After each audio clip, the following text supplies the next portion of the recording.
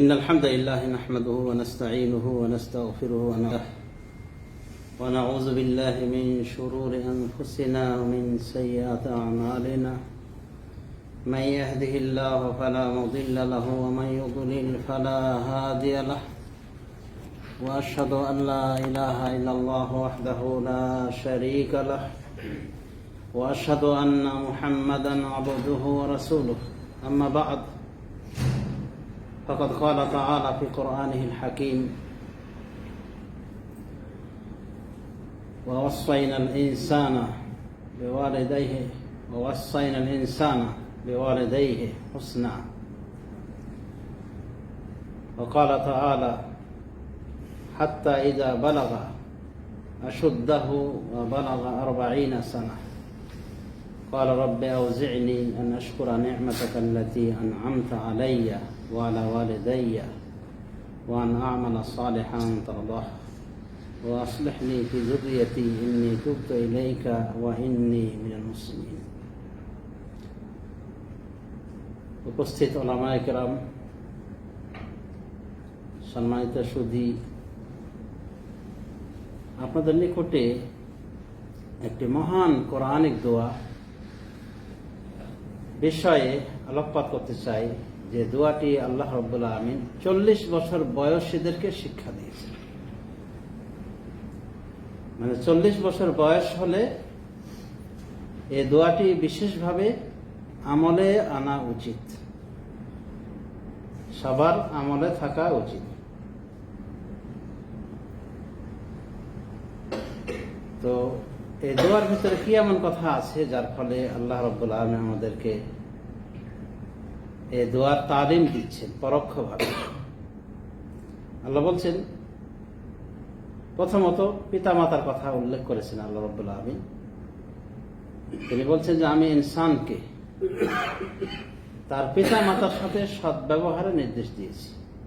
এরপরে বিশেষভাবে মায়ের কথা বলছে, হামালাতহু উম্মুহু কুরহান ওয়া ওয়াদাআতহু কুরহা। তার মা তাকে জন্ম দিয়েছে অনেক কষ্ট করে, তাকে বহন করেছে অনেক কষ্ট করে, মানে গর্ভে ধারণ করেছে অনেক কষ্ট করে, আবার তাকে জন্ম দিয়েছে অনেক কষ্টের পরে কষ্ট স্বীকার করে।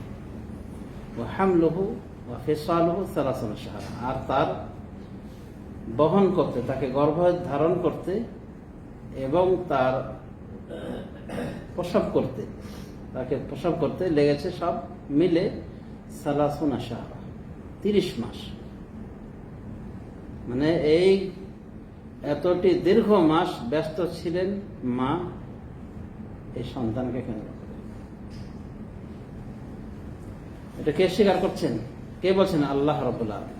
এরপর বলছেন হাত্তা ইযা বালাগা আশুদ্দাহু। এমনকি এই সন্তানটি যখন তার যৌবনের সর্বশক্তির পর্যায়ে পৌঁছে গেল, যখন সে তার শক্তির চরম উৎকর্ষে পৌঁছে গেল, মানে সব থেকে যে বয়সে শক্তি অর্জিত হয় এই বয়সে যখন পৌঁছে গেল, ওয়া বালাগা 40 সানা, এবং 40 বছরে উন্নীত হল, তখন সে কি বলল? রব্বে আউজি'নি। এটা হলো মেন দোয়া। সূরা আহকাফের 15 নম্বর আয়াত দেখে নেবেন। রব্বে আউজি'নি আন আশকুরা নি'মাতাকা আল্লাতী আন'আমতা আলাইয়া।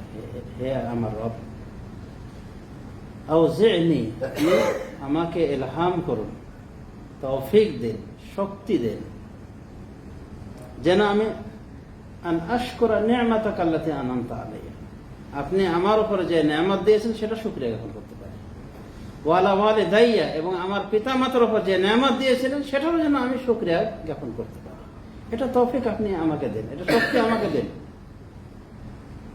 ওয়া আন আ'মালা সালিহান তারদাহ, এবং আরো আমাকে তৌফিক দান করুন যেন আমি এমন সৎ আমল করতে পারি যাতে আপনি রাজি খুশি থাকেন। ওয়া আসলিহ লি ফি যুররিয়াতি, আর আপনি আমার সন্তানদের ভিতরে সংস্কার এনে দিন, মানে আমার সন্তানদেরকে ইসলাহ করুন, সংস্কার করুন, মানে তাদেরকে ভালো করে গড়ে তুলুন, তারা যেন সুসন্তান হয়। ইন্নী তুবতু ইলাইকা, আমি আপনার নিকট তওবা করছি। ওয়া ইন্নী মিনাল মুসলিমিন, আর আমি মুসলিমদের অন্তর্ভুক্ত। আমি একজন মুসলিমদের একজন। এই হলো 40 বছরের মানুষের দোয়া। কিন্তু আমাদের অনেকে 40 পার হয়ে 50 পার হয়ে গেছে, এই দোয়ার খবর নেই। এমনকি এসেছে বই কিতাব হতে পাওয়া যায়, এই আয়াত সংক্রান্ত তাফসীরে তারা বলেন যে কোনো এক মেয়ে, মাদ্রাসা পড়ুয়া মেয়ে, এই আয়াত তেলাওয়াতকালীন বাবাকে বলছে, বাবা আপনার বয়স কত? তখন বলছে, আগে হচ্চকিত হয়েছে, মেয়ে এইভাবে জিজ্ঞেস করার কারণ কি? তা বলছে, না বাবা বলেন দেখি আপনার বয়স কত? 40 বছর হয়েছে। তো বলছে, বাবা আপনি কি এই দোয়াটা করেন? রব্বে আউজি'নি আন আশকুরা নি'মাতাকা আল্লাতী আন'আমতা আলাইয়া ওয়া আলা ওয়ালিদাইয়া ওয়া আন আ'মালা সালিহান তারদাহ। না আপনি দোয়া করবেন। তো মেয়ে বলছে, তাহলে 4 বছর পার করেছেন আপনি, 4 বছর আগে থেকে দোয়া করা উচিত ছিল। বাবা তো মানে আশ্চর্য, ছোট্ট একটা মেয়ে, কচি একটা মেয়ে, এত সুন্দর একটা তালিম দিচ্ছে। বলছে, মেয়ে তুমি এটা কোত্থেকে পেলে, দলিল কি? তখন উনি বলে যে আমার মুআল্লিমা, আমার শিক্ষিকা, উনি আমাকে এই আয়াতটি পড়ে শুনিয়েছেন এবং উনি নিজে বলেছেন যে তার নিজের বাবা এ দোয়া করে। 30 বছর আগে থেকে দোয়া উনি কন্টিনিউ করে যাচ্ছে, এখন তার বয়স 80।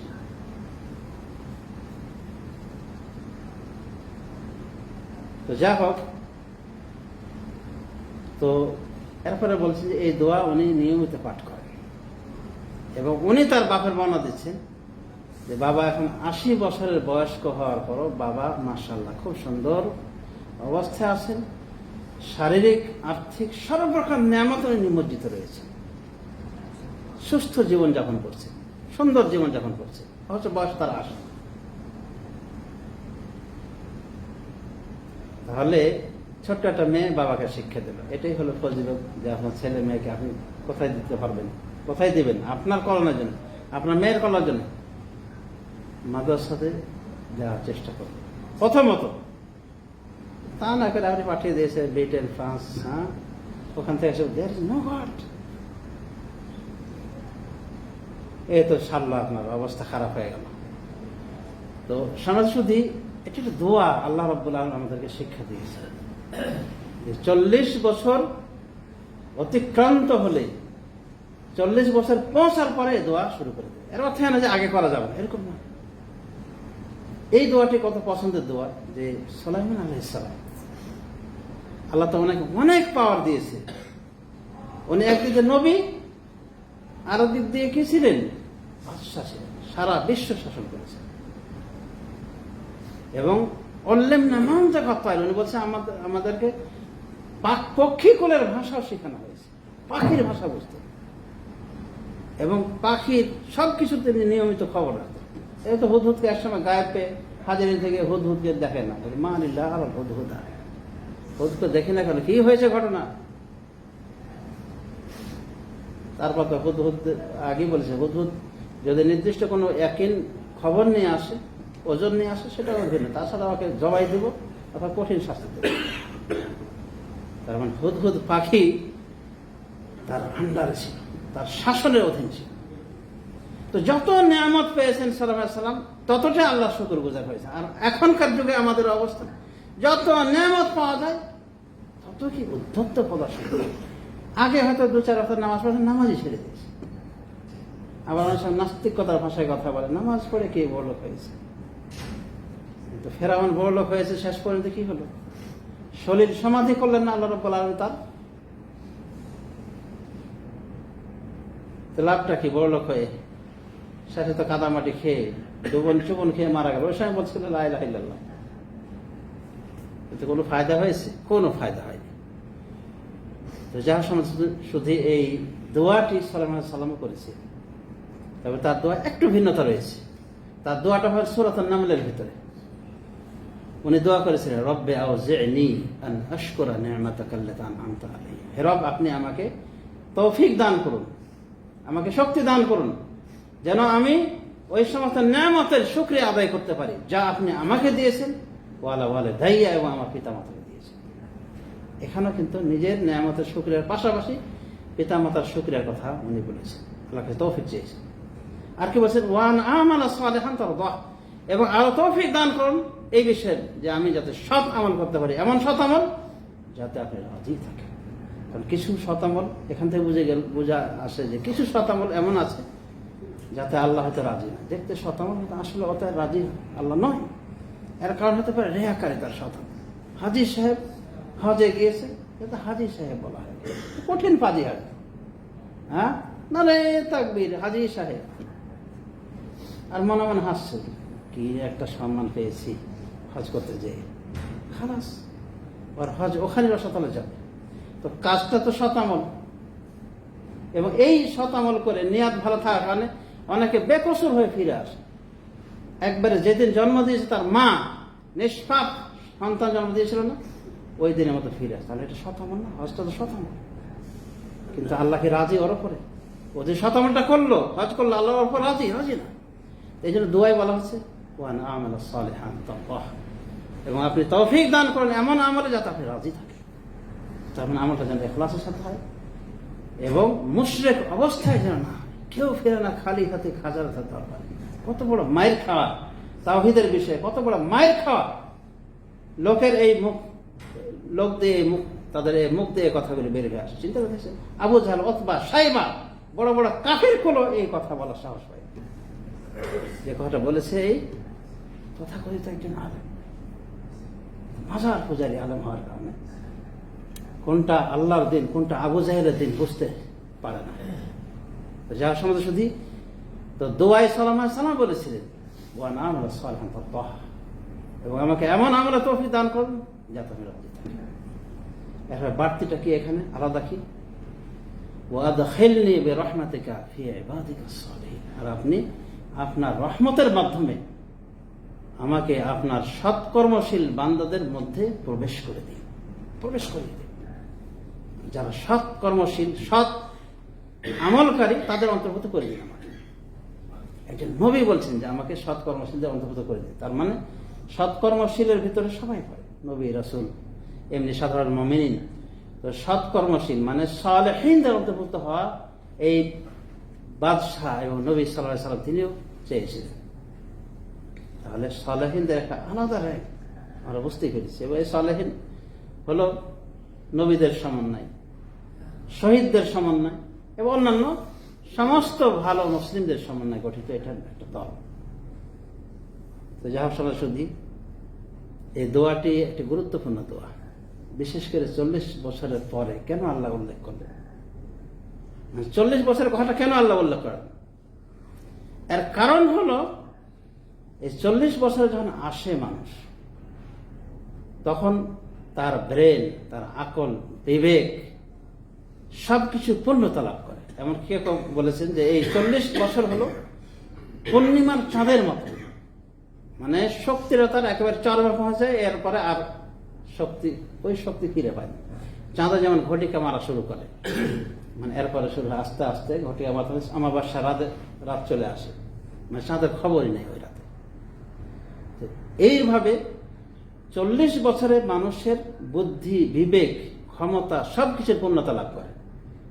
এই জন্য আল্লাহ রাব্বুল আলামিন বেশিরভাগ নবী রাসূলকে 40 বছরের বয়সেই নবী রাসূল হিসেবে পাঠিয়েছেন। আমাদের প্রিয় নবী মুহাম্মদ রাসূলুল্লাহ সাল্লাল্লাহু আলাইহি ওয়াসাল্লাম, তাকে আল্লাহ কখন পাঠিয়েছেন? 40 বছর বয়সে। তাহলে 40 বছরের বয়সে একটা গুরুত্ব রয়েছে, এবং এই বয়সটা চিন্তা ফিকিরের বয়স। কি করলাম, 40 বছর হয়ে গেছে, কিছু তো নতুন ভিন্ন আকারে করা উচিত, নাকি ওই তেড়িং মেড়িং আগের মতোই, নামাজ নাই, রোজা নাই, খালি মানে ফুলুস, এর পিছনে মরিয়া হয়ে পড়ে থাকা, এটাই কি চলতে থাকবে?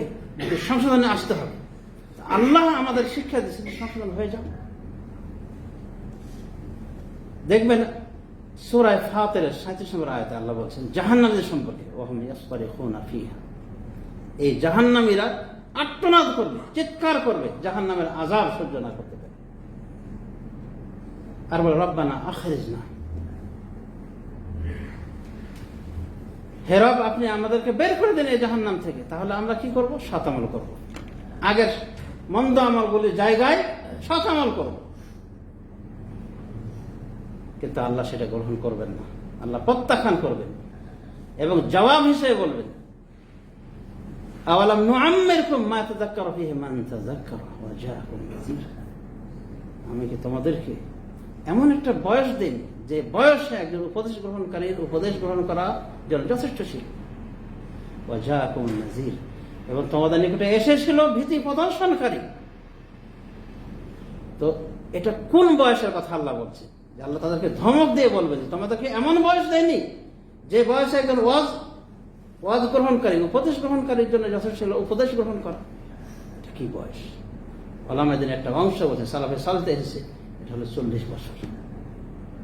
এটা যথেষ্ট চিন্তা ফিকির করা একটা বয়স। 40 বছর পার হওয়ার পর আপনি ধান্দাবাজি ছাড়লেন না, দুনিয়ার ধান্দা, আখিরাতের খবর নাই, ওটা হোক আর না হোক, ওটা থাকলে কি না হোক, কিন্তু আমার এই ডিউটির জন্য ঠিক মতো থাকে, এই জন্য নামাজের কোনো গুরুত্ব নেই, 5 পয়সার গুরুত্ব নেই ধর্মের বিষয়। আর দেখুন বেশিরভাগ ধনাঢ্য মানুষগুলি আমাদের দেশে মানুষের ভেতরেই পড়ে না, এমন পরিস্থিতি। সমস্ত ওয়েস্টার্ন কালচার হচ্ছে। এখন দেখবেন ইদানিং এত বেশি চর্চা হচ্ছে বয়ফ্রেন্ড আর গার্লফ্রেন্ড। আরে এটা কি ইসলামের সভ্যতা নাকি? তুমি বয়ফ্রেন্ড রাখবে, গার্লফ্রেন্ড, মানে প্রকাশ্য জেনাকার এগুলো যখন বলছে যে এটা আমার বয়ফ্রেন্ড, কোন মেয়ে যখন বলে যেটা আমার বয়ফ্রেন্ড, আর মানে কি সে প্রকাশ্য জেনা স্বীকৃতি দিয়েছে, ওর সাথে সম্পর্ক রয়েছে, কুসম্পর্ক রয়েছে। ছেলে বলে যে আমার গার্লফ্রেন্ড, তখন কি প্রকাশ্যে ও যেন বলছে যে এটা হলো মানে আমার ওই পার্টনার, বেচারা পার্টনার। নাউযুবিল্লাহি মিন যালিক। কত বড় জঘন্য কালচার চলছে, আর এগুলো কিন্তু গর্ব করছে। আর এগুলো কিন্তু এক শ্রেণী বিদ্যাপীঠ থেকে বের হয়েছে। এই জন্য রাসূলুল্লাহ সাল্লাল্লাহু আলাইহি ওয়াসাল্লাম বলছেন যে আখির কিয়ামতের আলামত হলো ইউরফাল ইলম উঠে যাবে আর মূর্খতা বিস্তার লাভ করবে। এগুলি মূর্খতা। লেখাপড়া করেও শিক্ষিত হয়ে যদি এই পর্যায়ে যাও, তোমার গার্লফ্রেন্ড লাগবে, বয়ফ্রেন্ড লাগবে, তুমি কি শিখেছ? এই নোংরামি শিক্ষা কি ইসলামে আছে? এটা হলো মূর্খতা, তোমার এই শিক্ষাটাই মূর্খতা। যার সঙ্গে শুধু রাসূলুল্লাহ সাল্লাল্লাহু আলাইহি ওয়াসাল্লাম আমাদেরকে যে শিক্ষা দিয়েছেন, কোরআন হাদিসে যে শিক্ষার কথা আছে, এটা হলো ইসলামের শিক্ষা। এর বাইরে ইসলাম বিরুদ্ধ কোন শিক্ষা না, ওগুলো হলো অশিক্ষা, ওগুলো হলো বর্বরতা। যে ইসলাম শেখায় না লাজ লজ্জা হায়া শরম, যে কৃষ্টি কালচার যে শিক্ষা শিখায় না, এগুলি ওটা কোনো শিক্ষা হলো নাকি? রাসূলুল্লাহ সাল্লাল্লাহু আলাইহি ওয়াসাল্লাম বাস্তবে বলেছেন মূর্খতা বেড়ে যাবে আর কি এলেম কমে যাবে। এটাই বাস্তবতা। সমাজ শুধু চিন্তা করে দেখেন, এই বয়সটায় মানুষ কি করে। 40 বছর বয়সের কথা বিশেষভাবে আল্লাহ উল্লেখ করেছেন, দেখলাম আমরা সূরা আহকাফের ভিতরে। আর এখানে জাহান্নামবাসীদেরকে আল্লাহ ধমক দিয়ে বলবেন, তোমাদেরকে এমন কোন বয়স দেয়নি, এমন বয়স দেয়নি তোমাদেরকে যাতে একজন উপদেশ গ্রহণকারী উপদেশ গ্রহণ করতে পারে। তাফসীর কারকগণ সালাফে সালেহিন থেকে এনেছেন, কোটেশন এনেছেন যে বয়সটা হলো 40 বছর। মানে এটা আপনার চিন্তা ফিকে একটা বয়স, আল্লাহ এই বয়সে আসলে আপনাকে অবশ্যই পাকড়া করবে। আলামাদ্দিন বলছে যে 33 বছর বয়সে মানুষের বয়সের একটা শক্তির পূর্ণতা আসে, আর 40 বছরের শক্তি সহ বুদ্ধি বিবেকের পূর্ণতা আসে। 50 বছর হয় পড়ো, 60 বছর হয় বাধ্য, মানে বৃদ্ধ। 40 পার করে দিয়েছে, এখন তো আপনি কোথায় যাওয়ার পালা আপনার? ওই প্রৌঢ়তা এবং বার্ধক্যতায়, প্রৌঢ়তা এক প্রকার বাধ্য। আল্লাহ বলবেন যে তোমাদেরকে কি এমন বয়স দেনি যে বয়সে একজন উপদেশ গ্রহণকারী উপদেশ গ্রহণ করতে পারে? নাযীর, আর তোমাদের নিকটে ভীতি প্রদর্শনকারী এসেছিল। এই ভীতি প্রদর্শনকারীটা কি? 1 নম্বর হতে পারে রাসূল। আমাদের নবী রাসূলের বার্তা আসেনি, আখেরি নবী আসেনি, তার বার্তাগুলি সংরক্ষিত আছে না, কোরআনের সংরক্ষিত নাই, এটা একটা ভীতি প্রদর্শনকারী। আর একটা হলো নবী রাসূলদের অনুপস্থিত। এখন তো আল্লাহ রাসূল নাই আমাদের ভিতরে, তিনি মারা গিয়েছে। এটা বললে আবার বেদাতি মহল বলে যে হ্যাঁ এমন এরকম কথা। অবশ্য আল্লাহ বলছেন ইন্নাকা মাইয়াতুন ওয়া ইন্নাহুম মাইয়াতুন, আপনি মৃত্যুবরণকারী, ওরাও মৃত্যুবরণকারী। কে বলছে? আল্লাহ তার রাসূল বলছে 30 নম্বর আয়াত সূরা জুমারের। তো রাসূলুল্লাহ সাল্লাল্লাহু আলাইহি ওয়াসাল্লামের পরবর্তীতে যারা এই হাল ধরেছে, দ্বীন ইসলামের দায়িত্ব নিয়েছে প্রচার প্রসারে, কারা? ওয়ারাসাতুল আম্বিয়া, নবী রাসূলগণ। সুতরাং এখানে আরেকটা ব্যাখ্যা হলো যে তোমাদের নিকটে কি ভীতি প্রদর্শনকারী আসেনি, আর মানে আলেম ওলামা আসেনি? বলেননি। সুদ খাওয়া হারাম, ঘুষ খাওয়া হারাম, আত্মীয়তার সম্পর্ক নষ্ট করা হারাম, ধোঁকাবাজি প্রতারণা করা হারাম, সালাত পরিত্যাগ করা হারাম, যাকাত অনাদায় করা হারাম বলবে। এটাও একটা ব্যাখ্যা আলেম ওলামা। আরেকটা ব্যাখ্যা ওলামায়ে কেরাম বলেছেন, এই নাজিরের ভীতি প্রদর্শনকারী এটা হলো আপনার শরীরের পরিবর্তন। 40 বছরের পরে কিন্তু এই পরিবর্তনটা শুরু হয়ে যায়। ভালো করে তাকায় দেখবেন চামড়া আগের মতো নাই, কেমন কেমন যেন ভাঁজ পড়া শুরু করে দিয়েছে। 50 হয়ে গিয়েছে, দেখবে অনেক পরিবর্তন, বিভিন্ন প্রকার রোগ চারিদিক থেকে আপনার ঘিরে বসেছে। পায়ে ব্যথা, গিটায় ব্যথা, কোমরে ব্যথা, কত কি। তো বলা হচ্ছে এগুলো একটা নাজির, এগুলো একটা ভীতি প্রদর্শক, যে তুমি সাবধান হয়ে যাও। আগের মতো ছিলে, এখন কি হয়েছে? আগে কি ছিল, এখন কি হয়েছে? আরটা ওলামায়ে কেরাম অনুরূপভাবে বলেছেন, এই চুল দাড়ির পরিবর্তন আসা, মানে চুল দাড়ি পেকে যাওয়াটা একটা নাজির। চুল দাড়ি পেকে গেছে, আগে ছিল 30 বছর আগে তো দাড়ি সুন্দর ছিল, কালো কুচকুচে ছিল, কিন্তু এখন হয়তো আপনি কালো দিয়ে রঙালেন, যদিও কালোটা একবারে হারাম, বন্যী কালারের অনুমোদন দেওয়া হয়েছে। তো এখন কথা হলো যে এই যে চুল দাড়ির পরিবর্তন হয়ে গেছে, শুভ্র হয়ে সাদা হয়ে যাচ্ছে, সেটাকে আপনি রঙিন করতে বাধ্য হয়েছেন বা করতেছেন আপনি, সেটা যে কোনো রং দিয়ে হোক, কালো রং একবারে কালো কুচকুচে রং বাদ দিয়ে। এই যে মনে করেন যে আপনার এটা পরিবর্তনটা আসলো, এটা একটা আপনার জন্য নাজির, যে আপনি সতর্ক থাকবেন যে আপনার মৃত্যু কি একেবারে আগানো শুরু করে দিয়েছে। এটা একটা নাজির। কোনোভাবে নাজিরের ব্যাখ্যা করতে গিয়ে ওলামায়ে কেরাম কেউ কেউ বলেছেন 40 বছর বলেছেন, কেউ কেউ 60 বছর বলেছেন। 60 বছর যদি কারো হয়ে যায়, তার কোনো ওজর থাকবে না, আল্লাহ তার ওজর গ্রহণ করবেন না। যদি কারো বয়স 60 হয়ে যায়, সে যদি বলে আল্লাহ আমি সময় পাইনি ভালো হওয়ার, আল্লাহ গ্রহণ করবেন না। বলে 60 বছর তোমাকে বয়স দিয়েছিল, এই বয়স তোমার জন্য যথেষ্ট ছিল। মানে 60 বছর বয়স হয়ে বৃদ্ধ, তারপর জেনাকার, পাপিষ্ট, ঘুষখোর, সুদখোর, এর কোনো ওজর থাকবে না কিয়ামত দিবসে যে আল্লাহ আমি তো সময় পাই। 60 বছর বয়স অনেক। এটাও কোনো আলাদা জিনিস। কেউ বলছে 40 বছর, কেউ বলছে আরো বেশি। তো 60 বছর পড়ে গেলে আল্লাহ তার ওজর রাখেন। তো যার সময় শুধু আমরা একটা দোয়া, মহান দোয়া আজকে শিখলাম, এই দোয়াটি আমলে আনার চেষ্টা করব এবং আমরা সংশোধনে আনার চেষ্টা করবো আমাদের জীবনে। যে 40 বছর বয়স যাদের হয়ে গেছে, 50 চলে আসে, তার মানে 10 বছর আগেই দোয়া করা দরকার ছিল।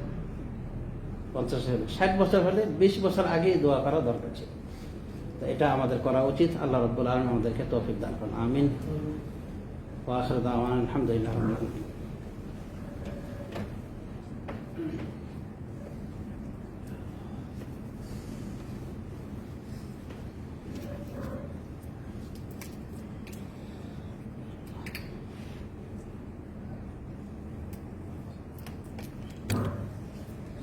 আলহামদুলিল্লাহ রাব্বিল আলামিন, ওয়াসসালাতু ওয়াসসালামু আলা নবিয়িনা মুহাম্মদ ওয়া আলা আলিহি ওয়া সাহবিহি আজমাইন ওয়া তাবিঈন লাহুম বিইহসান ইলা ইয়াউমিদ্দিন, আম্মা বা'দ। শুধু আজকে যে দোয়াটা আমরা শিখলাম, আমল করার চেষ্টা করা উচিত কিনা বলেন? আর যদি সরাসরি দোয়াটা নাও করতে পারেন, তো দোয়াটার মর্ম অর্থটুকু আপনি গ্রহণ করে সে অনুযায়ী নিজেকে সাজানোর চেষ্টা করবেন। এটা সুন্দর দোয়া, লক্ষ্য করে দেখেন। প্রথমত আপনি দোয়া করছেন নিজের জন্য, রব্বে আউজিনি আন আশকুরা নি'মাতাকা আল্লাতী আন'আমতা আলাইয়া। এবং দেখবেন কোরআন এইভাবে উল্লেখ করা হয়েছে যে আগে নিজের, তারপর পিতা মাতা, তারপর অন্যান্য মুসলিমদের। দোয়া গেল দেখেন ইব্রাহিম আলাইহিস সালাম কিভাবে দোয়া করেছেন, রব্বানা ইগফিরলি ওয়া লিওয়ালিদাইয়া ওয়া লিল মুমিনিনা ইয়াওমা ইয়াকুমুল হিসাব। হে রব, আপনি আমাকে ক্ষমা করুন, নিজেরটা। এরপরে সব থেকে তার নিকটবর্তী ব্যক্তি, তারা কি? পিতা মাতার কথা বলা হচ্ছে।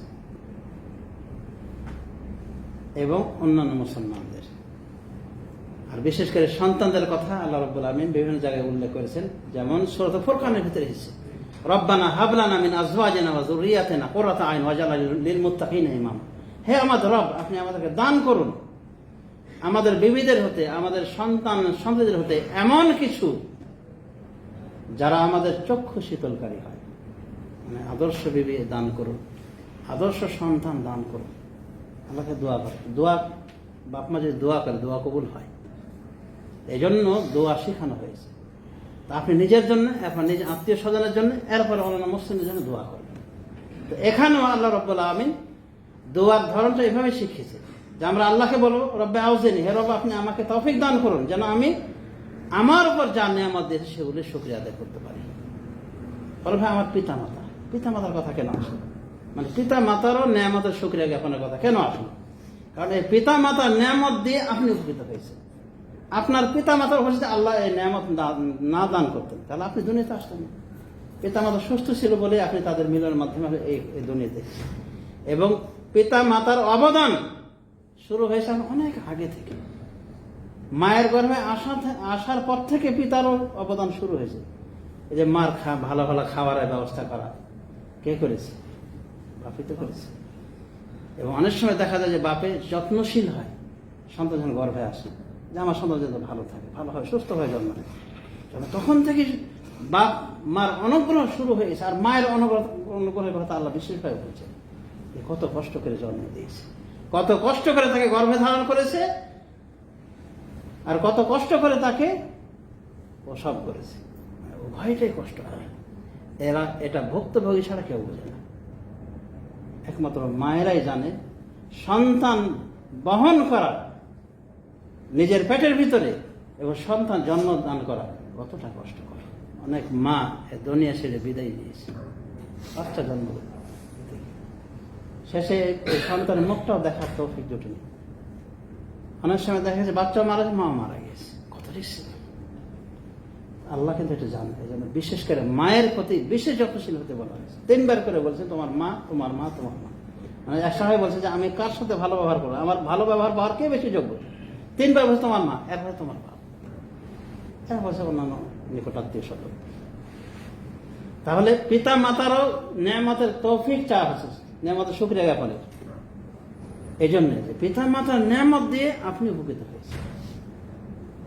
পিতা মাতাকে আল্লাহ সচ্ছল করেছেন বলে আপনার উপর খরচা করতে পেরেছে, বলেই তাদের ওই ইনকাম থেকে খেয়ে খেয়ে বাবার হোটেলে থেকে থেকে এই বয়সে এসেছে। মানে 20 বছর বয়স তো বাবার মায়ের হোটেলে চলেছে। এমনকি দেখা যায় যে ওই যে সন্তানগুলো অকর্মা হয়, বাপ মার উপরে বোঝা হয়ে গেছে, 40 বছর পার করেছে, তাও বাপ মার উপরে আছে। বাপ মার নিয়ামত আছে না, তার উপরে অনুগ্রহ আছে না। এই জন্য পিতা মাতার শুকরিয়া করার কথা বলা আছে। এরপরে কার জন্য দোয়া করার নিয়ম এসেছে? এরপরে নিয়ম হলো সৎ আমল করার জন্য আল্লাহ বলছে ওয়ানা আমালা সালেহান তারদাহ। তার মানে আপনি নিয়ামতের শুকরিয়া করে শুকর আল্লাহ বলে দিলে আর কিছু নাই। নামাজ পড়ছেন না, আর খাওয়ার পর শুকর আল্লাহ, তাই শুকরিয়া আদায় হয়ে গেল। বরং আপনাকে সৎ আমল করে দেখাতে হবে। আল্লাহ এত করে নিয়ামত দিয়েছেন, সৎ আমল করে দেখান। নামাজ পড়েন, রোজা রাখেন, শরীরের পাবন্দি করেন, ইসলামী অনুশাসন মেনে চলেন। এরপরে কি বলা হচ্ছে? ও আসলে লিখে জড়িয়েতে আমার সন্তানদেরকে আল্লাহ ইসলাহ করে দেন, ভালো করে দেন। তো দোয়া করবেন, তাহলে না সন্তান ভালো হবে। তো দোয়া করা পিতা মাতার সন্তানগুলি ভালোই হয়ে থাকে। এই জন্য দেখবেন যে সন্তানগুলি আদর্শ সন্তান, পরহেজগার, দেখবেন পিতা মাতার দোয়া রয়েছে, পিতা মাতার দোয়া রয়েছে। তাহলে সন্তানের জন্য পিতা মাতার করণীয় হলো দোয়া করে তার জন্য। ওয়াইন মিন মুসলিম, আর আমি মুসলিমদের অন্তর্ভুক্ত একজন। মুসলিম অর্থ হল সারেন্ডারকারী, মানে আমার শরীয়তের বিষয়ে, আল্লাহর বিধিবিধান বিষয়ে কোনো অবজেকশন, সবই সব মেনে নিয়েছে, মানে কোনো কনফিউশন। এক ডাক্তারের সাথে দেখা হলে ডাক্তার বলছে যে সবই তো ভালো, কিন্তু আল্লাহ এই সেক্সের কথা কেন বলেন? কোরআনে বললেন হুর দিবেন। বলেন ডাক্তার সাহেব, এই সন্দেহ নিয়ে যদি আপনি মারা যান তাহলে আপনি নন মুসলিম। কারণ আপনি আল্লাহর বিধিবিধানে বিশ্বাসী নন, আপনি আল্লাহর বিধানের কি খুদ ধরেছেন, মনে করছেন এটা বলা ঠিক না। আপনি কি লা ইউসআলু আম্মা ইয়াফআলু ওয়া হুম ইউসআলুন। আল্লাহ বলছেন যে আল্লাহকে জিজ্ঞাসা করা যাবে না তার কর্ম সম্পর্কে, বরং ওদেরকে জিজ্ঞাসিত হতে হবে। তুমি কে? Who you to ask? কে তুমি প্রশ্ন করবে আল্লাহর বিধিবিধান নিয়ে? সুতরাং এখানে বলা হচ্ছে যে ওয়াইন্নী মিনাল মুসলিমিন, আর আমি মুসলিমদের অন্তর্ভুক্ত হয়ে গেলাম, মানে আমি পরিপূর্ণভাবে ইসলাম করলাম, আমার কোনো বিষয় আপত্তি নেই। রাদিতু বিল্লাহি রাব্বান ওয়া বিল ইসলামি দীনান ওয়া মুহাম্মাদিন নাবিয়্যান। সৈয়দ রাসূলুল্লাহ সাল্লাল্লাহু আলাইহি ওয়াসাল্লাম বলেন, যে ব্যক্তি এই কথাটা বলবে, আর আপনার কাছে যে ব্যক্তি রাজি থাকবে আল্লাহকে রব হিসেবে পেয়ে, দ্বীনকে ইসলাম হিসেবে পেয়ে, ইসলামকে দ্বীন হিসেবে পেয়ে, এবং মুহাম্মদ সাল্লাল্লাহু আলাইহি ওয়াসাল্লাম নবী রাসূল হিসেবে পেয়ে, ওয়াজাবাত লাহুল জান্নাত, জান্নাত ওয়াজিব হয়ে যাবে। তবে রাজি থাকে মনের গহীন থেকে, ওই তসলিমা নাসলিমের মতো আপত্তি তুললে হবে না, এটা কেন এরকম, ওটা কেন এরকম। যার সরাসরি একটা সুন্দর দোয়া আল্লাহ আমাদের শিক্ষা দিয়েছেন। এখানে আমরা দোয়া করছি নিজের জন্য, নিজের বাপ মার জন্য, নিজের সন্তানের জন্য, অনেক সৎ আমলের জন্য দোয়া করছি। আবার এটাও দোয়া করছি যেন আমি আত্মসমর্পণকারী হয়ে থাকতে পারি। আল্লাহ রাব্বুল আলামিন আমাদের সবাইকে তৌফিক দান করুন অত দোয়াটির উপর আমলের। আল্লাহুম্মা আইজ্জিল ইসলাম ওয়াল মুসলিমিন ওয়া আযিল্লা শিরকা ওয়াল মুশরিকিন। রব্বানা আতিনা হুসনা তাকওয়াহা ওয়া যাক্কিহা আনতা খায়রু মান যাক্কাহা আনতা ওয়ালিয়ুহা ওয়া মাওলাহা। ربنا ظلمنا أنفسنا وإن لم تغفر لنا وترحمنا لنكونن من الخاسرين. سبحانك اللهم وبحمدك أشهد أن لا إله إلا أنت أستغفرك وأتوب إليك. قوموا إلى الصلاة والصلاة.